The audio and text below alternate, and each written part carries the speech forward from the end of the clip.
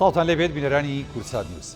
بناڕۆتەفیقم لەڵخێم شەی بەرنامەی پانۆراما پێتان گەیشتنەوە بۆ قسە و باسکردن لەسەر کاردانەوەی تۆپبارانەکەی ئەمڕۆی سوپای تورکیا بۆ سنووری زاخۆ. ئەمە کاریگەری دیارە لە هەموو ڕووەکانەوە دەبێت لەسەر هەرێمی کوردستان و هەروەها پەیوەندیەکانی عێراق و تورکیا و لە ئێستاشدا بینین لە ناوخۆی عێراقدا کاردانەوەیشی تون دروست بۆ لەسەر ئەو تۆپبارانەی کە لە سنووری داری زاخۆ کرایە سەر ناوچەیشی گەشتیاری و لەوێ ژمارەیەکی زۆر لە گەشتیاری عەرەب لە گەشتدا بوون. 9 لەو گەشتیارانە کوژران و ژمارەیەکی زۆریشیان بریندار بوو. ئەم تۆپبارانە و ئەم سنوور بەزاندانی سوپای تورکیا لە ڕابردووە لە ئێستاشدا کاردانەوەی زۆری لێکەوتەوە، بەڵام ئەوەی کە ئەمڕۆ ڕوویدا کاردانەوەیشی توندی لە ناوخۆی عێراق لەسەر ئاستی سیاسی لەسەر ئاستی حکوومەت هێناوەتە ئاراوە. لە زۆرێک لە شارەکانی عێراق ئەو بنکانەی کە بنکەی دەوڵەتی تورکیان بە تایبەتی لە ڕووی دیبلۆماسی و هەروە پێدانی ڤیزە بە هاوڵاتیانی عێراقی ئەمانە لەلایەن خۆپیشاندەرانی عێراقەوە کە خۆپیشاندان ساز کراوە لە زۆرێک لە ناوچەکانی عێراق و بەغداد هەڵکوتراوەتە سەری و ئیدانەی توندی ئەو هێرشەی تورکیایان تێدا کردووە. بەردەوامی ئەم هێرشانە پەیوەندیەکانی عێراق و تورکیا گەیەنێ بەچۆ. کاردانەوەکانی هەرێمی کوردستان و هەروەها حکوومەتی عێراقی لەسەر ئاستی باڵا بەرئەگرێت بە جارێکی دیکە دووبارەبوونەوەی ئەم جۆرە هێرش و پەلامار و سنوور بەزاندانی تورکیا. ئێستا عێراق لە ڕێی دیبلۆماسی لەسەر ئاستی باڵا دەیەوێت لە ئەنجومەنی یاسایی ژەنەتەوە یەکگرتوەکان سکاڵا لەسەر تورکیا تۆمار بکە. ئەمە بەسە یاخود نەخێر ئەوەی وەکو هەندێک لە سیاسیەکانی عێراق داوایەکەن پێویستە عێراقیش کاردانەوەی توندی هەبێت، ئاخۆ کاردانەوەکە بێت لەسەر ئاسی سەربازی بێ. ئەگەر بگاتە ئەو ئاستە ئەم دۆخەوە چیەگە؟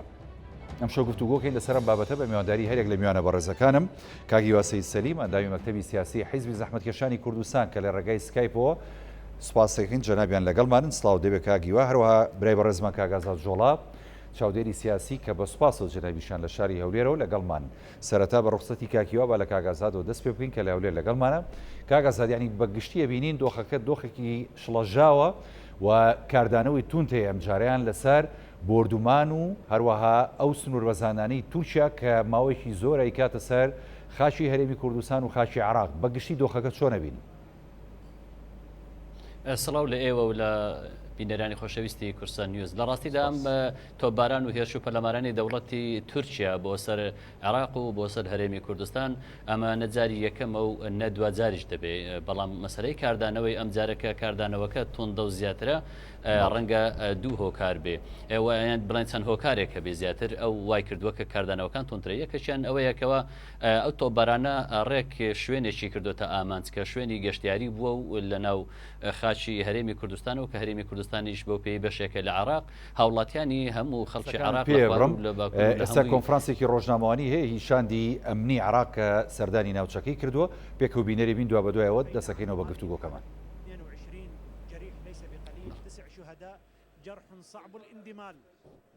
جرح صعب الاندمال بلغت لواء تحسين بالتنسيق مع العمليات المشتركة. السيد القائد العام سيؤمن جهد جوي من طائرات الهليكوبتر کۆشێکی ئاسمانی گرتوتە بەر بۆ ئەوەی کە بگەڕێنەوە بۆ بەغداد و بۆ شوێنی نیشەجێبوونی خۆیان بۆ ئەوەی کە زیاتر پشوو بدەن و ئەوەی کە ڕوویدا شتێکە باش نییە و هەمان داوای یەکێتی و سەروەریگە لە عێراقی دەکەن. زۆر سپاس.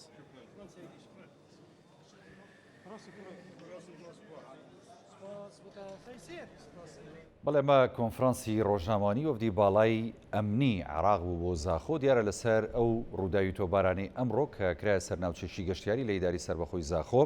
دیار بوو ئێمە پێڕانەگەیشتین بە تەواوەتی وتەکان بگوازینەوە، بەڵام دیارە ینی کۆبوونەوەکان بەردەوامە و ئیدانەکردن لەسەر ئاستی هەم دیبلۆماسی هەم لەسەر ئاستی سەربازی بەردەوامە. کاگازات بوو بوورە دێمەوە خزمەت جەنابەت، ینی ئەوە تا ئەم کاردانەوەی ئەم جارەی عێراق توندە بەڕاستی لەسەر ئەم دۆخی کە هاتوۆتە ئاراوە. پێ دوایە عێراق ئەم جارە جددیە بۆ وەساندنی تورکیا یاخود نەخێر؟ هەروەکو جەنابیش دەڵێ ئەم تۆپبارانە هەر بەردەوامە بێ و کاردانەوەکانی ژەر بۆ شێوەیە تێپەڕە بێت. من پێم وانە لە ئێستادا حکوومەتی عراقی بتوانانی کارێک بکەیان کاردانەوەیەکی سەربازی هەبێ یان کاردانەوەیەکی فەرمیشی هەبێت چونکە لە ڕاستیدا حکوومەتی عراق بخۆی لە بارودۆخێکی زۆر ناسەقامگیر و لە حکوومەتێکی خاون حکوومەتێکی کاربڕێکەرە ڕەنگە لە ئێستادا توانێت ڕاگەاندنی جەنجی نەبێ و نەشتوانی و عراق لە دۆخێکی وانە بتوانێت ئێستا ئەلانی شەڕ بکە لەگەر هەر دەوڵەتێکی تر یان بابەتێکی هەتا هەندێک سزاش بەسەر تورکیا و هەندێک وڵاتی تردا عێراق لە دۆخێکی خراپدایە هەر بۆ ئەمەشە تورکیا ئەم بارودۆخی ئێستای عراقی قۆستۆتەوە و زۆر بێمنەتانەوە بە بەردەوامی هاتوۆتە ناو خاچی قوڵایی خاچی عراقەوە لە هەرێمی کوردستان 50 کیلۆمەتر زیاتر هاتووە ئەوە بنکە و ڕۆژانە بنکە و بارەگا دادەنێ و ڕۆژانە تۆبارانی ناوچەکان دەکا و ژینگەی ئەم خاکەی تێکداوە خەڵک دەکوژێ ئەوەیە کە ئەم جارە کاردانەوەکان زیاترن مەسەلەکە ئەوەیە شوێنێکی گەشتیاری کردوتە ئامانج ئەگەر جاران هەنجەتی یان مەهانەی تورکیا ئەوە ببی لە شەڕدایە لەگەڵ پەکەکە و سنگەرەکانی پەکەکەی تۆباران کردبی و لە ئەنجامدا خەڵکێک بەرکەوتبی سڤیل بەڵام ئەم جاریان ڕێک شوێنێکی گەشتیاری و سڤیلی کردوتە ئامانج و ئەوانەی کە جانێ لە دەستداوە بریندار بوون هەر هەمووی خەڵکی سڤیلن ئەمە لە لایەک لایەکی تریش ئەم جاریان ئەو خەڵکانەی کەوا بوونە قوربانی لەم تۆبارانەی تورکیا لە ڕاستیدا خەڵکی عەرەبن و خەڵکی ناوەڕاست و خواروی عراقن و بۆ گەشت هاتوون لەبەرەوە ئەوانە خەڵکی سڤیل و بەڕاستی بێگوناحن و ئەمە سەدایەکی زیاتری بکاردانەوەیکی زیاتری نێخۆیی و دەرەچیشی لێ دەکەوێتەوە ئەوە لەلایەکی تریش لە ئێستادا بارودۆخی عراق وایە لە قۆناغێکە هێز و لایەنە سیاسەکان لەسەر ئاستی مجاملەی سیاسی یان لەسەر ئاستی تەنها محکومکردن یان بەیاننامە دەرکردن ڕەنگە هەڵوێستەکانیان تونکن من پێم وانە حکوومەتی عراقی بتوانێت لە ئێستادا هەنگاوی جددی سیاسی یان دیبلۆماسی بە ئاڕاستەیەک بنێکەوە بتوانێت تأثیری لە پەیوەندیەکانی نێوان تورکیا و عێراق بکات چونکە عێراق لە دۆخێکی خراپدایە ڕەنگە نەتوانێت بە ئاسانی پەیوەندیەکانی خۆی لەگە ئێران یان لەگەڵ تورکیا لەگەر هەر وڵاتێکی تر بپچڕێت چونکە عێراق لە ئێستادا زۆر پێویستی بە هاوکاری و یارمەتی ئابووری و سەربازی و دیبلۆماسی لایەنەکانی تر هەیە چ جای ئەوەیەوە پەیوەندی بپچڕێنێت چونکە تا ئێستاش مەترسی داعش مایە لە ڕووی ئەمنی و لە ڕووی سەربازی و لە ڕووی ئابووریشەوە عێراق پێویستی بە تورکیا هەیە پێویستی بە ئێران هەیە هەموو ئەوانە بەڵام مەسلەکە ئەوەیە ئێستا کە حکوومەت دانەمەزراوە لە کاتی پێکەنانی حکوومەتن ڕەنگە هێز و لایەنەکان هەر یەک بەیاننامە دەربکە زیاتر مزایدات بکە ئەوەی کە ڕوشیدا سەبارەت بە مەسەلەی ڤیزە و هەڵکوتانی سەر شوێنە گەشتیارەکانی تورکیا ئەو شوێنانێکە ڤیزا دەفرۆشن ئەمانە کاردانەوەی شەقامن ڕۆژانە لە عێراق ئێمە دەبینین ئەو کاردانەوەی خەڵک و شەقام هەیە ئەمانە زیان لە کاردانەوەی سیاسی و دیبلۆماسی لەسەر ئاستی دەوڵەت ئەوەی کەوا پێشنیاریش دەکرێت بیرمان نەچێت کاگازان هەر شەقامە ینی سیاسەکانی ژەجوڵێنێ و لایەنە سیاسەکانیش دێنێتە ینی قسە ئەمە ڕاستە بەڵام با ببینێت لە داهاتوودا ڕەنگە ئێستا بابەتەکە گەرما و گەرم بی جۆرێک لە کاردانەوەی هەبی لێرە و لەوێ خەڵک بەڵام ئەوەی کە گرینگە حکوومەتی عراقی لەسەر ئاستی ڕسمی چی دەکا ئایا بانجی دەوڵەت باجی سەفارەتی تورکیا دەکات لە عێراق و نیگەرانەکانی خۆی پێدەگەینی ئەگەر ئەمە دووبارە بەوە چی و حکوومەتی عراقی ئامادەیە لە نەتەوە یەکگرتوەکان سکاڵا تۆمار بکە و بۆ ئەوەی ئەم بابەتە بکرێتە مەلەفێکی بە جۆرێک لە جۆرەکان پێشلکردنی مافی مرۆڤکەوە سڤیل دەکوژێ و شوێنی گەشتیاری دەکاتە ئاماج هەموو ئەمانە ڕاستە لە ڕووی یاسای نێودەوڵەتیەوە ڕێکاری خۆی بۆ دانراوە بەڵام من پێم وانە عێراق لە ئێستادا دەوڵەتی عێراق حکوومەتی عێراق لە قۆناغێک بێ بتوانی بەم ئەرک و پێویستیانە هەر بستێ ڕوبەڕووی دەوڵەتی تورکیا بوەستێتەوە لە هیچ حاڵەتێکیشدا ناتوانێت لە ڕووی سەربازیەوە بەرامبەر بە دەوڵەتی تورکیا بوەستێ دەست خۆش کاگەسە دێم و خزمەت جنابەت کاگە هیواسەی سەلیم ئەندامی مەکتەبی سیاسی حیزبی زەحمەتکێشانی کوردستان ینی دەمێکە هەرێمی کوردستان و ینی بەڕاستی خەڵکی هەرێمی کوردستان و خەڵکی سنووریەکە ناوچە سنووریەکانی هەرێمی کوردستان ینی داد و بێدادیانە و هاوار دەکەن ینی داواکەن لە بەرپرسانی باڵای هەرێمی کوردستان بەرپرسانی باڵای عراق کە سنوورێک بۆ لەشکرکێشی و تۆپبارانی سوپای تورکیا دابنێ بەڵام ینی لە ڕابردوو ئەو هەڵوێستانە نەبوو کە بێتە ڕاگررتنی دەوڵەتی تورکیا لە بەرامبەرەوەی کە هێرشەکانی بۆستێنێ بەڵام ئەم جارە سیرەکەین دۆخەکە جیاوازە بەڕای جەنابێت ینی تۆش هەمان ڕێی کاگازات دەیە کە دەڵێت ینی کاردانەوەکانی عراق لەسەر ئاستی هەم سیاسی هەم لایەنە سیاسەکان هەم حکوومەت ناتوانێت وەکو پێویست بێت کە بتوانێت بەربگرێ بەم هێرشانی جارێکی دیکەی دەوڵەتی تورک سلااو ڕێز کاکە ڕێز سڵاو بۆ بینەرانی پرسات نیوز لێرەوە قسە و سەرخۆشی خۆمان بۆ قوربانیانی ئەمڕۆی کارەساتی زاخۆ دەردەبڕین کە بەداخەوە ئەمە دەوڵەتی تورکیا ماهیەت و سیاست و ئەخلاقی و دەوڵەتە ئەوایە هەمیشە جیاوازی ناکات لە نێوان بنکە سەربازەکان و ناوەندەکانی مەدەنی و گەشتیاری و سڤیل تەنانەت لە ڕابردوودا نەخۆشخانەشی لە شنگار کردوتە ئامانز و کەمپی ئاوارەکانی لە مەخمور کردوتە ئامانس. من ئەمڕۆ لەلایەک خۆشحاڵم لەلایەکی زۆر زۆر نیگەرانم. خۆشحاڵم کە دەبینم کاردانەوەکان لە ئاستی و کارەسات و دەستدرێژیە باش بوو، تۆند بوون، هەمە لایەن بوون. نیگەرانیشم بۆی کە دەبینم بە بەردەوامی هەرێمی کوردستان بردومان دەکرێت، بەڵام هیچ جارێک بەو شێوەی ئێستا کاردانەوەکان لە ئاست داگیرکاری و لە ئاست پەلامارەکان نەبووە، چ لە ئاستی ناوخۆی هەرێمی کوردستان چ لە ئاستی عێراق. هاوڵاتی کوردستان وەکو هاوڵاتیانی ئەمڕۆ خوێنیان لێ دەڕژێت، بەڵام لە بەرامبەر ئەوە بینیمان ئەمڕۆ هەر هەمووی هاتە دەنگ، بەڵام دیسانیش هەر باشە بۆ پشتم ئەمە بێتە نەریتێک بۆی کە ئمە دەزانین دەوڵەتی تورکیا وازنانێ لەو سیاست و لەو ئەخلاقی کە هەمیشە پەلاماری هەرێمی کوردستان دەدا، باوە بوێتە نەریتێک و عرفێک بەیانی ئەگەر دێکی کوردستان، ئەگەر هاوڵاتیەکی سڤیلی کوردستان بەدەستی پرۆکە و تۆپبارانی دەوڵەتی تورکیا شەهید بوو، ناکرێت عێراق لە بەرامبەر هاوڵاتی هەرێمی کوردستان بێدەنگ بێ، بەڵام بۆ خۆ بۆ هاوڵاتیەکانی ناوڕاست بەڕاستی ئەم زۆنە هەڵوێستەی هەبێ. ئەمە نیگەرانیەکە لەوەدایە. من پێم وایە هەڵوێستەکان بەڕاستیش باش بوون، ڕاستە بەشێکی مزایدەی سیاسیە، بەڵام هەمووی لە سەرۆکی کۆمارەوە بۆ سەرۆکی وەزیران تەنانەت پێش ئەوەی بینە ناو بەرنامەکە بینیم ژمارەیەک پەرلەمانتاری ئەنجومەنی نوێنەرانی عێراق واژۆیان کۆ کردوەوە بۆی بانگێشتی لەبەرەوەی بە ئەو قایدی عام قوات مسلحەیە مستەفا کاظمی بۆی لێ بپێستنەوە پرسیاری لێ بکەن کە ئایا هەڵوێستی حکوومەت بە تەنیا ئیدانە دەبێت یان هەڵوێستی تریشی بەدوادادێ. ئاخرانی کاگیوە هەڵوێستەکانی دیکە چیە بێت؟ خۆیانی لەم کاتەیە وەکو کاگازادی ژووتی عێراق توانە لە ڕووی سەربازی وەڵامی تورکیا باتەوە،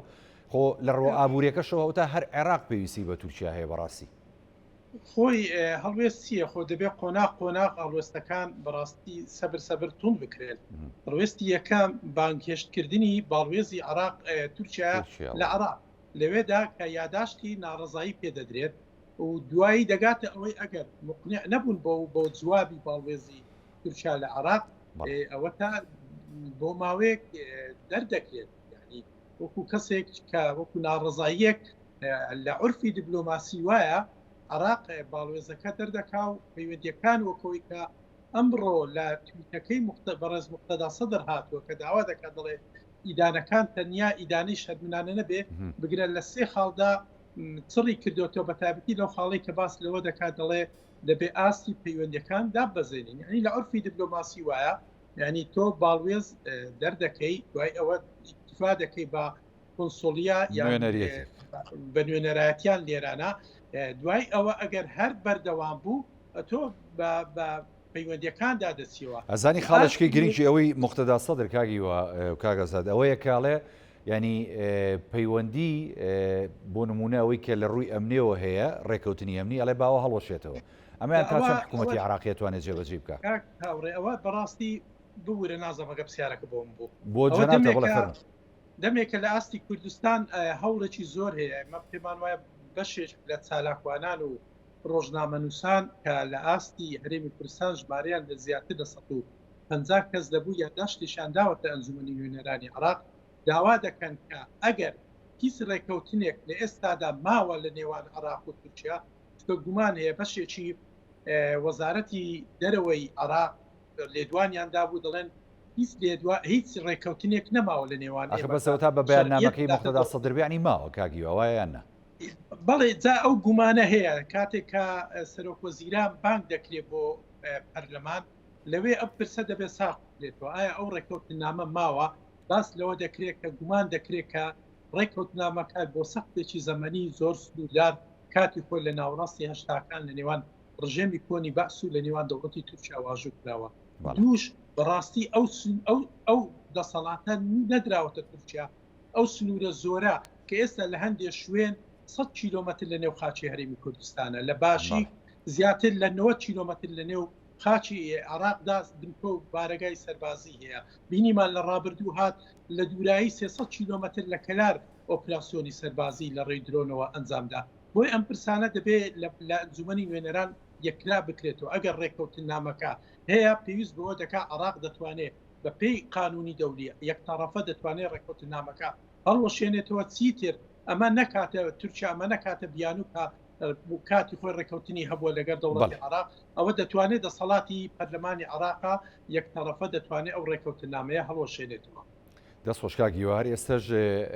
ینی ئەو تا پەرلەمانی کوردستانیش لە ڕاگەنراوێکدا بەتوندی ئەڵێ ئیدانەی ئەم هێرشەی تورکیا دەکەین بۆ سەر یەکێک لە ناوچە گەشتیارەکانی ئیداری زاخۆ کەواتیانی کاردانەوەکان زۆر توندە کاگەزاد منەمەوە پرسم ینی ئێستا بەهانەی تورکیا بۆ ئەم تۆپبارانە بۆ لەشکرکێشی بۆ بەزاندنی سنووری هەرێمی کوردستان لە چوارچێوەی عراقدا ینی بوونی پارتی کرێکارانی کوردستانە باشە ینی پارتی کرێکارانی کوردستان ینی بەدەر لە بژاردەی سەربازی ئاخۆ حکوومەتی عراق ئەگەر نەتوانێت ینی تورکیا ڕابوەسێنێ خۆ ئەتوانێت ینی پارتی کرێکارانی کوردستان بە جۆرێک لە جۆرەکان ڕازی بکە بۆی کە خاچی عراق بەکارنێنێ دۆ خاچی هەرێمی کوردستان بەکارنێنێ بۆ ڕوبەڕووبوونەوەی سوپای تورکیا بۆی کە بەهانە نەدادە دەست وڵاتی تورکیا ئەمەیان ئەکرێت ئەتوانرێ قەناعەت بە پارتی کرێکارانی کوردستان و پەکەکە بکرێت کە بتوانن لەم ناوچانی عراقەر هیچ نەبێت لە ئێسادا پاشەکشە بکەن یاخود نەخێرەمەشیان مەحاڵە بەڕاستی حکوومەتی عراق و هەموو وڵاتانی ناوچەکە و گەلانی ناوچەکەش زۆر چاک دەزانن تموح و شەرخوازیەکانی دەوڵەتی تورکیا پەکەنی بۆ داگیرکاریە نەک بۆ شەڕکردن لەگەڵ پەکەکە خۆ ئێمە دەبینین خواستی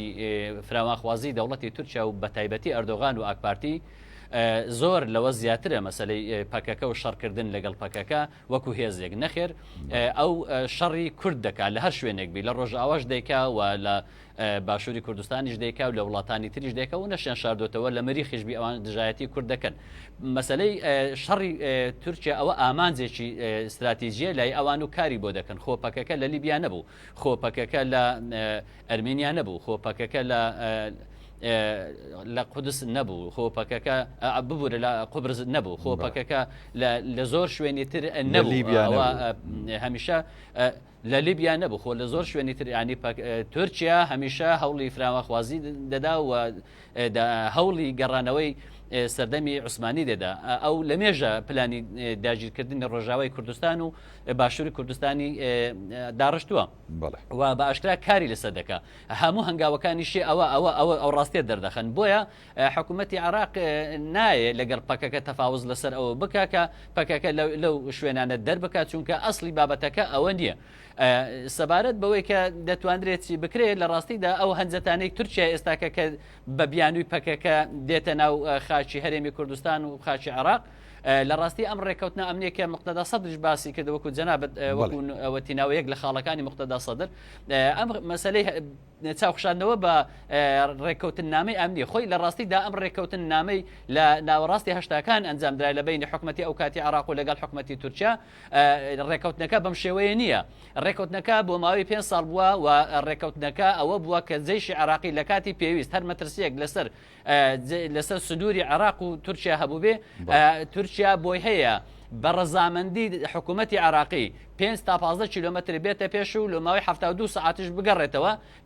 ئۆپراسیۆن بکە واتە ڕێگە بە تورکیا دراوە ئۆپراسیۆن بکە بە ئاگاداری حکوومەتی تورکیا حکوومەتی عراق نابی بەبێ حکوومەتی بەغدا بەڵێ نابی بەبێ حکوومەتی بەغدا ئۆپراسیۆنەکە بکە و دەبێ ئۆپراسیۆنەکەش کاتیبی بگەڕێتەوە لە ڕاستیدا ئەم ڕێکەوتنە ئەمنی نێوان عراق و تورکیا خۆی کۆتایی هاتووە بەڵام تەنها کۆتایی ڕێکەوتنەکە واژۆ نەکرای و ڕانەگەیەندرایەوە نە لەلایەن عراقەوە نە لەلایەن تورکیاوە بۆ خۆی ئێستا حکوومەتی عراقی زۆر بە ئاسانی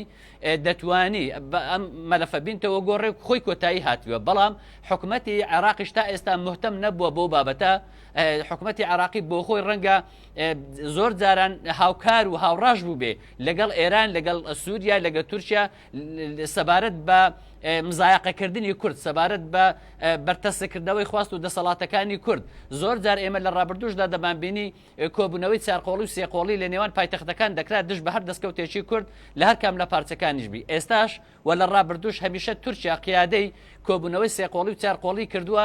بۆ لەباربردننی دەستکەوتەکانی کورد هەموو ئەو کۆبوونەوە لووتکەیانی لە ڕابردوو داکرا لە ئاستانە لە شوێنەکانی تر لە تارە لە مۆسکۆ لە ئەنقەرە هەموو ئەوانە خاڵی سەرەکی تورکیا و داواکاری سەرەکی تورکیا لەو کۆبوونەوە لووتکەیانە لەباربردننی قەزیە کورد بووە چ لە ڕۆژئاوا و چ لە باشووری کوردستان و ڕێخۆشکردن بووە واتە جۆرێک لە جۆرەکان وەرگرتنی مۆڵەت بووە لە وڵاتە زلهێزانە و لە وڵاتەکانی ناوچەکە بۆ ئەوەی هێرشی پەلاماری داگیرکارانە بکە و وەکو دەبینین هەمیشە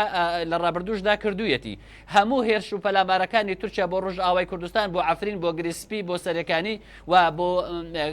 بۆ کۆبانی بۆ ناوچەکانی تریش ئێستاش بۆ تەڵڕەفعەت و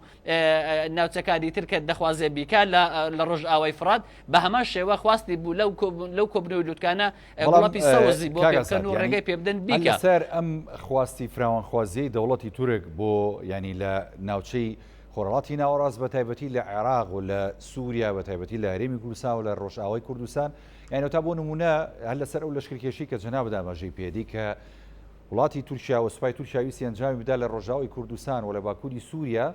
یعنی تا لەلایەن ئێران و لەلایەن رووسیا و تا ڕادەیەک ئەوە مەقبول نەبوو و دوێنێ لە لووتکەکەی تارانە ینی بازەوە کراوە کە کاتی ئەوە نییە جارێکی دیکەم ناوچەیە بشێوێنێتەوە کەواتە لەوێ تا ڕادەیەکە توانین بڵێن ستۆپیشان بە تورکیا کرد بەڵام ینی ئەمانی کە لە هەرێمی کوردستانی کات لەلایەن عێراقەوە ڕاستە لە ڕابردوو ینی بەرپەرشدانەوەیشی تون نەبووە بەڵام ئەو تا ئێستا بەرپەرشدانەوەکان توندیشە لەلایەن عێراقەوە ینی عێراق کەواتە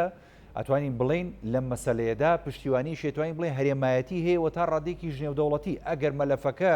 بەرێتە ئەنجومەنی یاسایی شوونەتەوە یەکگرتوەکان پێدوانی عێراق ئەتوانێت شتێ بکات بەرامبەر بە تورکیا لەم بوارەدا کاکە هاوڕێ عێراق زۆر دەرفەتی لە بەردەستە لە ڕووی یاسایی لە ڕووی یاسایی وەکو دەوڵات وەکو سەروەری دەوڵات وەکو لە نەتەوە یەکگرتوەکان لە کۆمەڵگای نێودەوڵەتی زۆر بابەتی لە بەردەستە زۆر ڕێکاری لە بەدەستە دەتوانێت ڕێگا لە تورکیا بگرێ بەڵام عێراق ئێستا لە دۆخێکدایە خۆی وەکو حکومەت لە دۆخێکی خراپدایە ینی پرۆسەی سیاسی لە عێراقدا چەقبەستووە نێوماڵی عێراق گەلانی عێراق بۆ خۆی بابەتێکی لە دۆخێکی زۆر خراپدایە بەتایبەت شیعەکان شیعە لە عێراقدا حکوم دەکەن ئێستا نێوماڵی شیعە و پەیوەندی لایەنە شیعیەکان لەو پەڕی خراپیدایە ئەوانە هەموو کاریگەری دەکاتە سەر ئەوەی لاوازی هەڵوێستی ئێستای دەوڵەتی عێراق خۆ ئەگەرنا دەوڵەتی عێراق سیادەی هەیە سەروەری هەیە دەتوانێت لە ڕێگای دیبلۆماسیەوە ئەم کارە بکە و ڕێگای پێ بگرێ هێزی کۆمکاری عربی کە عێراق ئەندامێکی کارایە لە کۆمکاری عربی و ئەو وڵاتانەی کە ئێستا پەیوەندی باشیان هەیە تا ئاستێک ڕێکەوتنی ئەمنی ئابووری سیاسیان هەیە عێراق و ئوردن عێراق و میسر و عێراق لەگەڵ سعودیا پەیوەندی باشە لەگە وڵاتانی کەندا و پەیوەندی باشە دوێنێ پێرێ عێراق لە لووتکەی کەندا و جددا ئامادە بوو و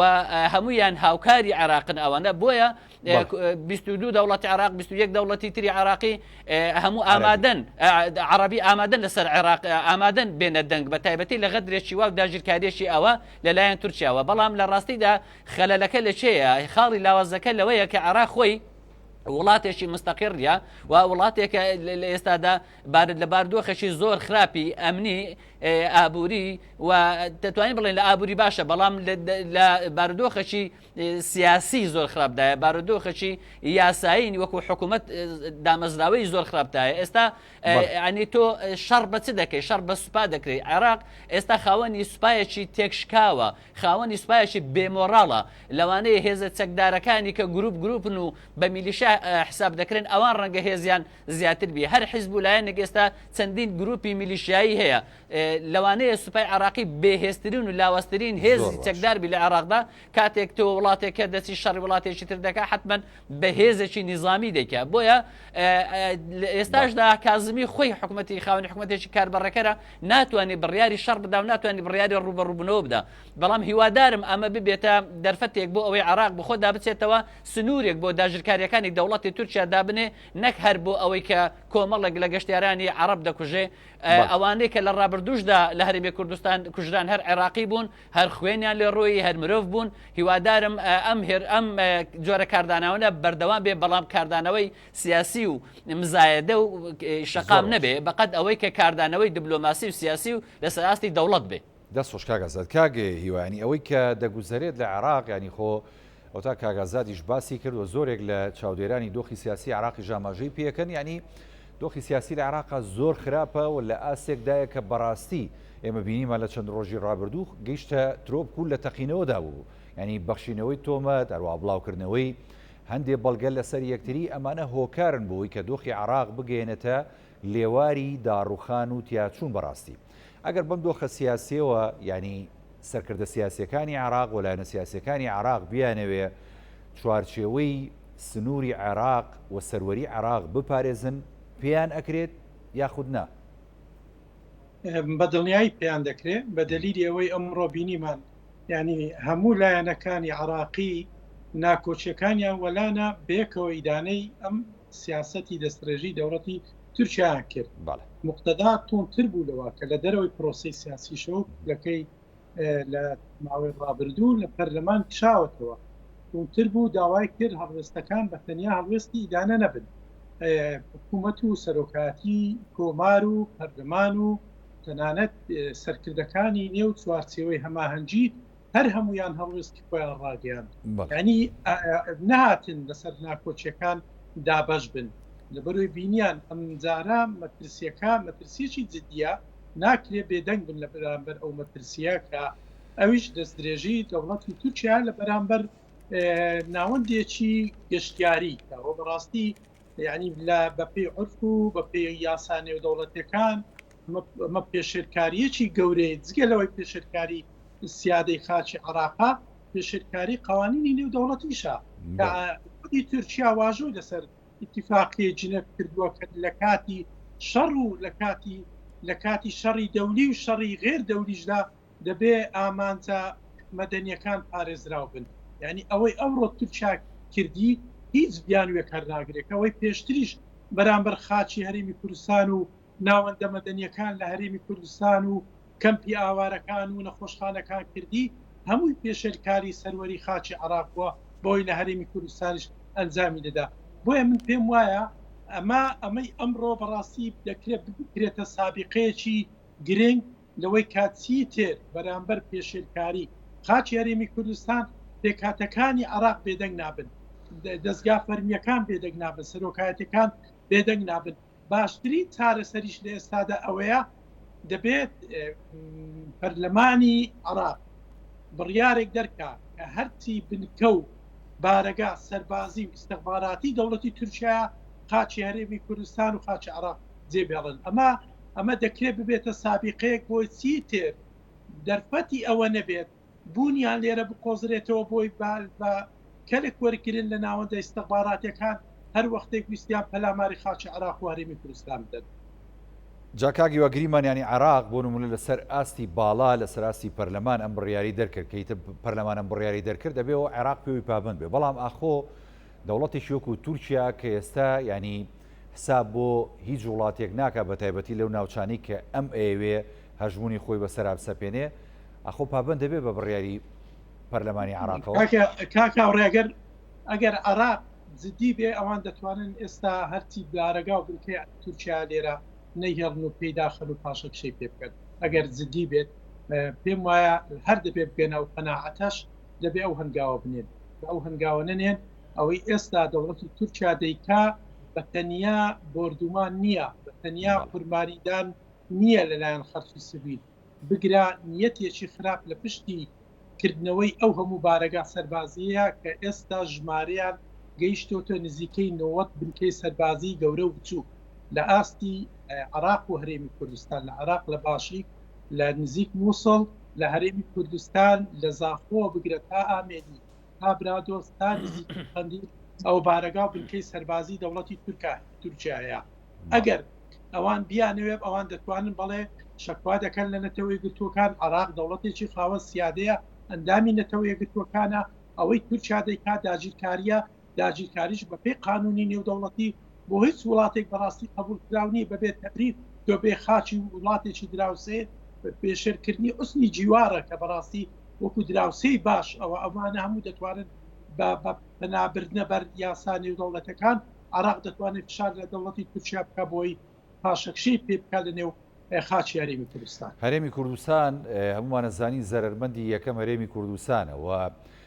گوند و لادێ و ناوچەکانی سنووری هەرێمی کوردستانە، ڕەز و باخەکانی هەرێمی کوردستانە، یعنی ئەوانی کە باغداری دەکەن هەمیشەوانە زەرمەندی یەکەم بە چەندەها گوند هەیە کە لە ناوچەکانی سنووری کە هێرش و پەلاماریان دەکرێت سەر ئێستا چۆڵ کراون بەرهەمیان نییە، خاوەن زەوی ناتوانێت بچێتەوە سەر زەویەکەی خۆی. ڕۆڵی هەرێمی کوردستان لەم نێوەندەدا چییە کاک هیوا بەڕاستیانی هەرێمی کوردستان وەلایەنە سیاسەکانی هەرێمی کوردستان لەسەر ئاستی باڵا ئەتوانن چی بکەن؟ ئەتوانن هاوکار بن لەگەڵ عێراق بۆ مەسەلەیە؟ ئەو لۆمە و گلەیە کە لە هەرێمی کوردستان دەکرا لە پەرلەمان و حکوومەتی هەرێم و سەرۆکایەتی هەرێم دەکرا کە تا ئێستا نەیانتوانی وەچەکی عێراق بەکار بێنن لەوەری دەزانین زۆربەی ئەوانەی کە پێکاتەی حکوومەتی هەرێم پێک دێنن سنجی سیاسی پەرلەمانیان لە عێراقەیە دەیانتوانی کارتی عێراق وەزارەتی دەرەوەی عێراق بە پێی عێراق بەرپرسە لە پاراستنی شکۆی خاچی هەرێمی کوردستانیش کە دەستوریەن بەشێکە لە خاچی عێراق دەیانتوانی ئەو فشارە لەسەر عێراق بکەن بێدەنگ نەبیت وەکەوەی ئەمڕۆ لەسەر ئەم گەشتیارە عەرەبانە هاتە دەنگ پێشتریش لەسەر هاوڵاتی هەرێمی کوردستان هەڵوێستی هەبووە بەڵام بەداخەوە هەر ئەوە لە هەرێمی کوردستان نەمان بینی وەک پێویست یعنی کارتی عێراق بەکاربێنێ فشارکە لە ئاستی ناخۆش هەمومان دەزانین وەک پێویست هەڵوێست نەبووە ئەمڕۆ بە درەنگەوە سێ سەرۆکایەتەکەی هەرێم بینیمان دوای ئەوەی کە عێراق هاتە وەڵام دوای ئەوەی کە لە پەرلەمان و سەرۆکاتی کۆمار و سەرۆکی حکومەت لە عێراق ئیدانیان کرد بە درەنگەوە سەرۆکاتەکانی هەرێمی کوردستان هەڵوێستیان دەربڕی ئەو هەڵوێستش دیسان لە ئاستی پەرلەمان و حکومەت دەبینین ویستویانە باڵانس ڕاگرن یعنی ئیدانەی دەوڵەتی تورکیا لە بەیاننامەی سەرۆکاتی هەرێم نابیندرێت بگرا باڵانس لە بینی تورکیا و پەکەکە ڕاگیراوە تا ئۆباڵی تاوانەکە ئاراستی هەردوو لاکراوە کە ئەوە قەدرێکی گەورەیە دەوڵەتی تورکیا خەڵکی کوشتووە دەوڵەتی تورکیا داگیرکاری کردووە ڕاستە بیانوەکە لە پشتی بیانوەکە پەکەکە هەیە بەڵام ئەوەی کە تاوانباری سەرچیە لە ڕووداوی ئەمڕۆ بەڕاستی دەوڵەتی تورکیا ناکرێتەوە هەردوویان بخەیەک تای تەرازوو بۆیە ئەم هەڵوێستی هەرێمی کوردستان بەڕاستی لە ئاست ئەو مەترسیە نییە کە ئێستا لە هەرێمی کوردستان دا هەیە دەبینین وەکو باسم کرد زیاتر لە 90 سەربازی دەوڵەتی تورکیا لە هەرێمی کوردستان هەیە لە زاخەوە هەتا برادۆست سوپا و لەشکر و بنکەی سەربازی دەوڵەتی تورکیا هەیە هەتا ئێستاش بڕیاری پەرلەمانی کوردستان بۆ دەرکردنی بارەگا و بنکەی سەربازی هەیە بەداخەوە ئەو بڕیارە وەک پێویست نەچۆتە واری جێبەجێکردن و نەکراوەتە کارتێکی فشار لەسەر دەوڵەتی تورکیا. بەڵێ زۆر باشە دەست خۆش کاک هیوا دێمە خزمەت جەناب کاکەزاد یعنی ئەوەی کە دەگوزارێت لە ناوچەکە ینی هەمومانە زانین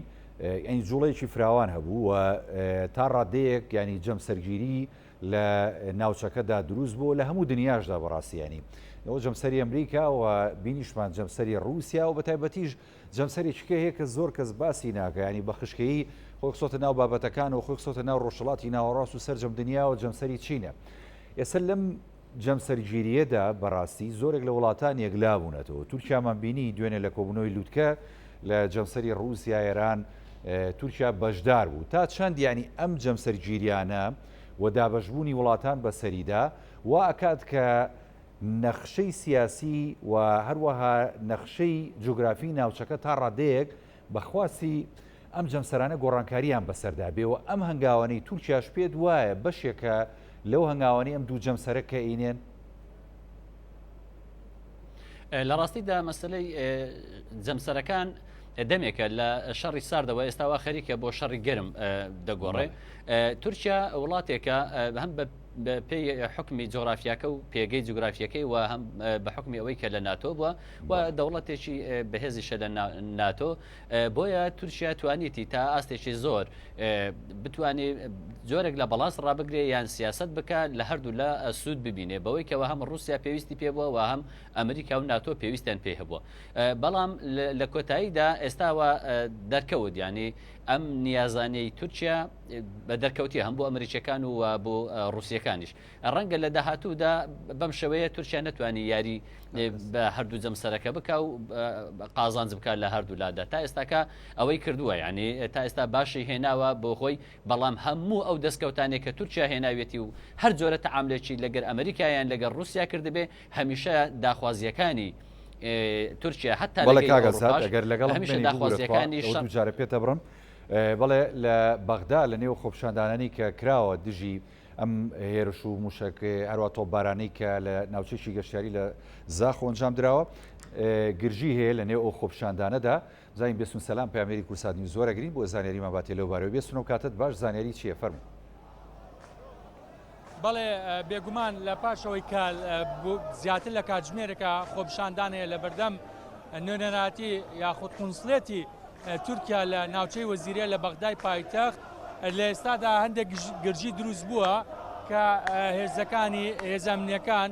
شەغەب ڕێگری لە خۆپشاندەران نەگرن کە بچنە سەر کۆنسڵخانەی تورکیا لێرە و ئاڵاکەیان داگرن بۆیە گرژی دروست بووە هێزەمنیەکان نایڵن ئەم خۆپشاندەران بچنە پێشتر بۆیە ڕێگریشان کرد تەنانەت لە ڕاگەاندکارەکان کە ڕووماڵ بکرێ بەڵام ئەوان داواکەن کە بە هیچ شێوەیەک ئەم خۆپشاندانە نەمێنێ ئەنتو اليوم انتم متظاهرين ليش شكوا شاندانەکەن بۆچی لێران ئێمە ئێدانی ئەو کردەوەی دەکەین سڵای خۆگەرتان لەبێ ئێدانی ئەو کارە دەکەین کە ئەنجام درا دێشی ناوچە خۆشەویستەکەمە لە باکووری عێراق لە دۆوە کە کارێکی ترسنەکانی و داوا لە دەوڵەت دەکەین ئێوە هیچ شتێکتە هەڵ نەگرتووە بۆچی هێزەکانی بەکجار چینەوەی ئاژاوگەێڕنیاڵم بڕۆنە پێشەوە دەڵێن نابێت ناکرێ بڕۆنە پێشەوە بێگومان ئەوەی کە هەیە ئێستا خاوەن کۆمپانیاکەی ئەوەی کە تیم یاخۆت گەشتیاری بردبوو بە دۆک لەگەڵمایە ئێوە وەکو کۆمپانیایە کە گەشتیارەکان دەبن بۆ هۆکە چی ڕوویدا بۆچی هێزەکانی ڕوبەڕەبوونەوەی ئاژاوە ناڵم ڕۆنە پێشەوە ئێمە دەمانوێت ئاڵای تورکیا دابەزین نەخوارەوە ئەوەش بەهۆی پێشێلکردنی مافی هاوڵاتیانی عێراق بەشێکی گشتی چی لێرە بێت لە ئەو عەرەبە گەشتیارانە بێت کە ڕۆشن و بوون شەهید بوون یاخود ئەوەش لە دشی ئەو بردومانە بەردەوامی تورکیا لە باکووری عێراق یا لە مزانەوچەکانی تر پێویستە سنوورێ بە ئەوە دابنین ئێمە هاتوینێت بۆ ئێرە لە بەرەوەی کە زێمە بەرکەوتووە هێز ئەمریکان بەشێکن لێمە ئێمە بەشێکین لەوانە هەمومان براین بەڵام ئێمە داواکاریمان نیە داواکاریەکانشمان زۆر بچکن و دەبێت جێبەجێ بکرێن داواکاری ئێمە بریتە لە داگرتنی ئاڵای تورکیا داگرتنی ئاڵای تورکیا و هو داخستنی قونسڵخانەکە بەتەواوەتی نامانەوێت باڵێزی تورکیا تویتێک بدات ئێمە نامانەوێت بەر هیچ هێزێکی عێراقی یان هیچ هاوڵاتێکی عێراقی بکەین چه کورد بێت چه عەرەب بێت چی شیعی بێت سونی بێت یاخود مەسیحی بێت ئێمە خوێنمان لێ ڕژاوە عێراق ئیرادەی زەوت کراوە باکووری عێراق داگیر کراوە زاخۆ داگیر کراوە لەلایەن هێزەکانی تورکیاوە دەمانەوێت کەسایەتێکی عێراقی دەرکێتەوە بڵێ ئێمەش کۆمەتی بۆ عێراق دەگەڕێنەوە مافی ئێوە و حەقی خوێن عێراقی دەکەمەوە خەڵکی لە نەخۆشخانەکانە کەوتون خەڵکی لە نەخۆشخانەکانە کەوتون باریان زۆر مەترسیدارە پاسەکانمان سووتە چارەسەرمان دەوێتە گەشتیارەکان هیچ گەشتیارێکی ئێوە بریندار بوون دوو نوێنەری ئێمە بریندارن لە نەخۆشخانە کەوتون چەند کۆستەرێکمان هەیە خەڵکە لەوێ سوتاوە سێ چوار کۆستەرمان سوتاوە ئەوە ئەو زیانە مادیانەی کە بەرمان کەوت زیانە گیانەکانی هەش کەس هەش گەشتیار لە کۆمپانیەکە ئێمە شەهید بوون نزیکەی حەڤە کەسیش بریندار بوون ئەفسەرێکیش لە مانگی هەنگوینی دابووە لەگەڵ خێزانە کە بەداخەوانە شەهید بوو ئەفسەرێک تریشمانەیە دەستی بڕدراوە دەستی قرتاوە و ئەگەر وێنەکانتان پیشان بام وێنەی سام ناکرد ناوێری بڵای بکەینەوە هەیە باڵی قرتاوە هەیە دەستی قرتاوە یعنی نازانێت پارچە بوون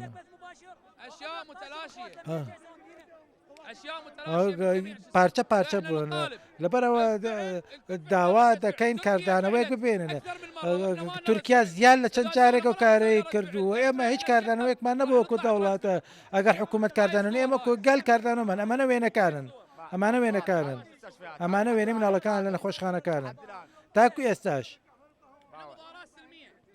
خۆ پیشاندانێکی ئاشتی خوازانەی چەکمان هەڵ نەگرتووە ئەمە شەهیدە لەگەڵ ئێمە گیانە دەستداوە لە زاخۆ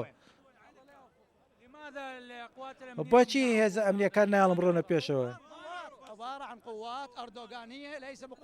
ئەمانە هێزی ئەردۆغانین هێزی عراقینین ئێمە هەمڕۆ هاتوین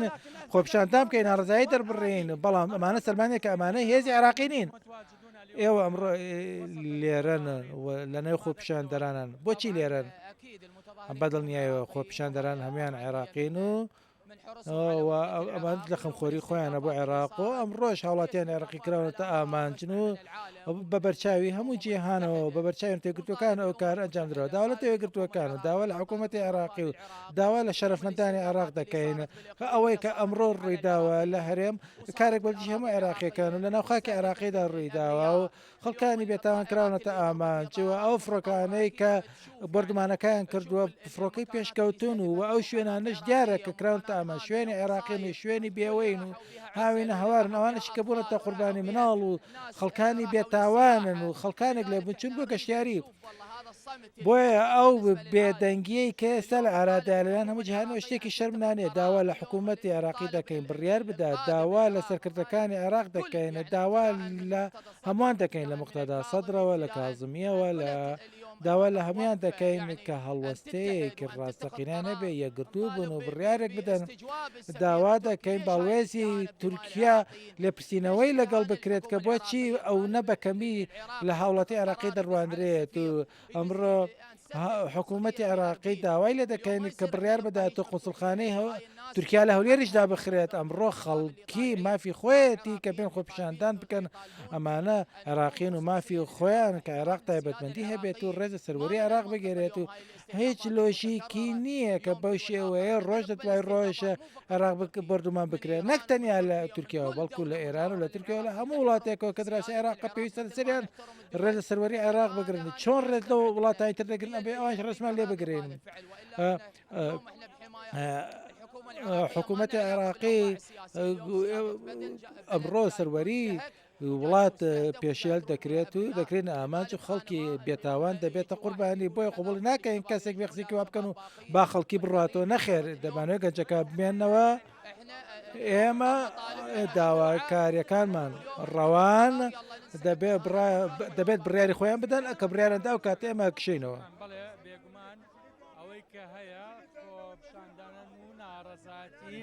هاوڵاتیانە لە بەردەم قونسڵخانەی تورکیا کە هەیە داواکەن کە ئاڵای تورکیا داگیرێت و لێرە هەموو قونسڵخانەیەک و نوێنەرایەتیەکی تورکیا نەمێنێ چونکە ئەوەی کە کراوە داگیرکردنی خاکی عێراقا سیادەی عێراق پێشێل کراوە و ئەوان هاوڵاتیان بەڵێ بێستون هیچ کەسێکی بەڵێ بێستون سەلام پەیامنێری کورسات نووس کە ڕاستەوخۆ لە بەغدا لەگەڵ مابووی سوپاس دەکەم بۆ زانیاریەکانت کاتی بەرنامەکەشمان بەرەو کۆتاچێ من سوپاسی هەرێک لە میوانەکانم کاگیواسەی سەلی مەندامی مەکتەبی سیاسی حیزبی زەحمەتکێشانی کوردستانەکەم کە ڕاستەوخۆ لە ڕێگای سکایپ و لەگەڵ بمان بورن هەروە سوپاس بۆ کاگازات جۆڵا چاودێری سیاسی کە لە هەولێرەوە لەگەڵ مابوون داوای لێبوردتان لێ یەکەم ئەزانین ینی ڕووداوەکان گەرمە و ناچار بووین کە ئەو ڕووداوانەی ڕووەدا لە بەغداش بگوازینەوە بۆ سەرشاشی کورسات نیوز و بۆ بەرچاوی بینەران بەڵام سوپاسانەکەم لە بەرنامەی پانۆراما بەشدار بوون لەگەڵمانە بەڵێ بینەرانی بەڕێز ئەڵقێم شەوی پانۆراماتان پێشکەش کرا میشە ساغ و تەندروست باش بن خواتان لەگەڵ